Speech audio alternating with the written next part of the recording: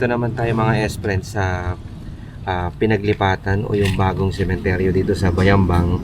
And I don't know wala kasi akong hawak na history tungkol dito sa lugar. Pero ito mga bricks na ito, yung mga para mga sa perimeter fence niya, ito na siya ngayon. Ayan o, umaabot pa rin hanggang dito. Kita nyo?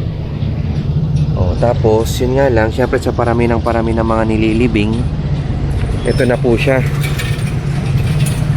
Pinagpatungan na siya ng mga apartment type na mga libingan. Sorry, medyo maingay. Along the highway po kasi siya, or along Barangay Road.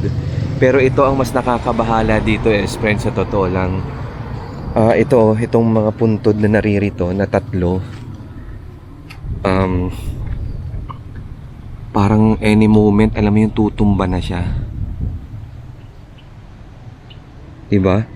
Dahil yan sa mga malalaking ugat ng akasya na tumubo sa tabi niya.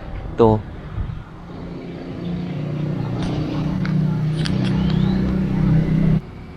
So yan na lang yung mga natitirang mga bricks, yung mga mula dun sa kanyang fence. Kung pagbabasehan lang natin yung itsura ng bricks nito, halin tulad nito yung mga naiiwan pa na mga ganito rin na mga bakod sa mga lumang sementeryo, mga unang sementeryo sa mga bayan na napuntahan na natin.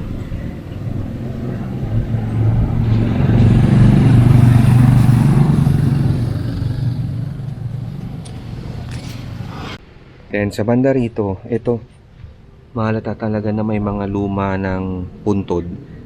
1987 pa siya naririto. Yun nga lang, ang masaklap dito sa ibang puntod mga S-Friend, ayan o, sinira yung mga nicho niya, sinira yung mismong lapida. Tapos ayan, pinagtambakan na lang ng, ayan o, pinagsiksikan na lang yung mga hollow blocks dyan. Dito kasi sa gawin nito, sa kabila nito mga S-Friend, yan mga ano na po yan, parang mga mosileo. So ito, kung titingnan din natin dito, ayan o, 1983 pa siya naririto, 1983 pa siya nakahimlay.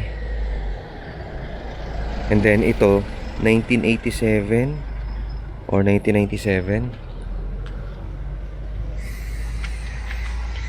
Ayan na, yung iba. Yung iba natambakan na rin, no?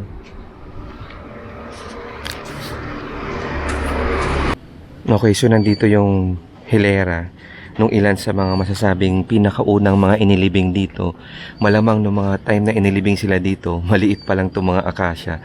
Tulad po nito, 1928 siya.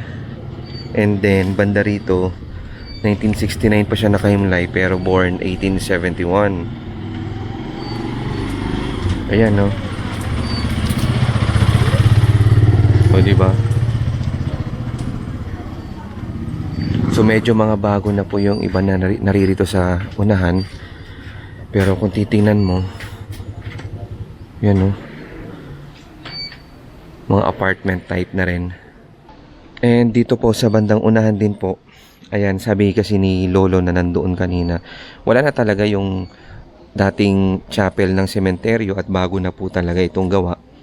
Pero ito ang nakapukaw ng ating atensyon.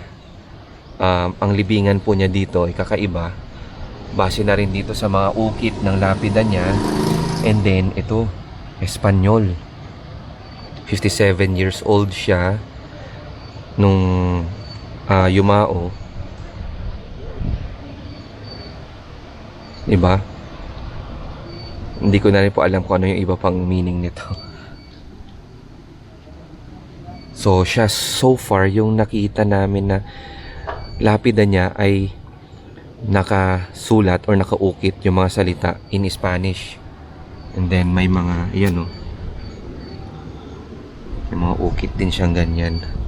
Yun nga lang, tinambakan na siya sa ibabaw.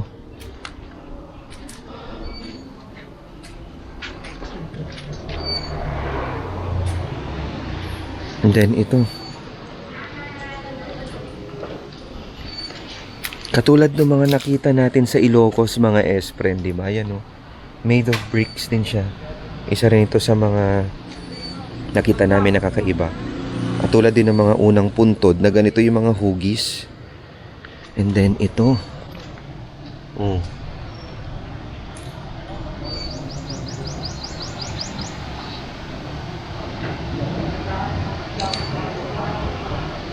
Hindi ko alam yung ibig sabihin niya, pero ano to siya, Marine USA.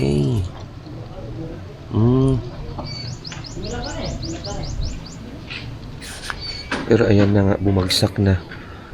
Hindi natin alam kung anong design yung meron siya dati dito. Pero ayan, oh, visible yung mga bricks.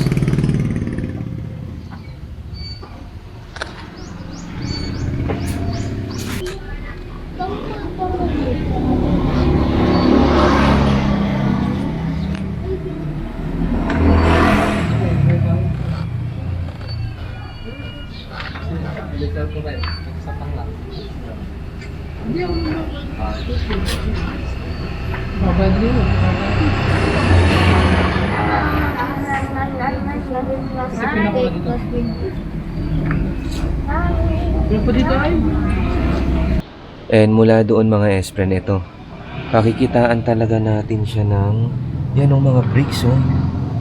Naalala ko tuloy yung dun sa Lingayen na parang mga ano to eh, yung parang wall talaga niya pero pwedeng paglibingan ng mga, alam mo yon, na mga dating mga unang yumao. Katulad nito, ayan, oh, visible pa rin eh. And then ito, luma din siya.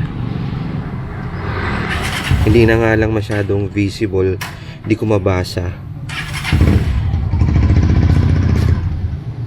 Pero parang ano sabi niya, nasa 70 plus years siya. Ito, sa medyo buka na pa rin tayo, S-friend. Ito, may mga nilipat na daw na mga ayan, mga patay. Nilipat na tong mga to.